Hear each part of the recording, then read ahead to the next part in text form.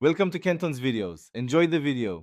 You begin by setting the foundation. Create index, HTML styles, CSS and app, JS and link them.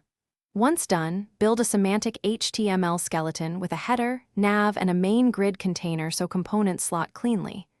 Make a simple CSS reset, then declare a responsive grid with explicit column sizes and gaps to control layout. Make sure to include ID for panels and placeholders for charts, so JavaScript can select and populate them immediately. Now implement the middle pieces. Convert each panel into a component, card, table, chart, using consistent HTML structure so styles apply predictably.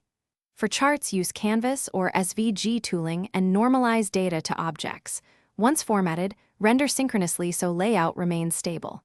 Use Fetch to load live JSON or mock files, then attach event listeners to controls and update state objects to re-render only the changed components.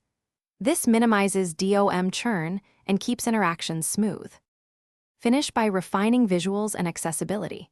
Add transitions, keyboard focus states and area labels so users and assistive tech can navigate.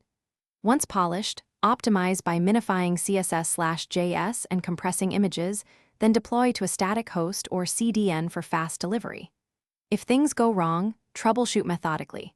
Check the Browser Network tab for failed requests, validate JSON structure, and make sure selectors match HTML. If necessary, fall back to cached mock data. Thanks for watching. Consider subscribing if we helped you.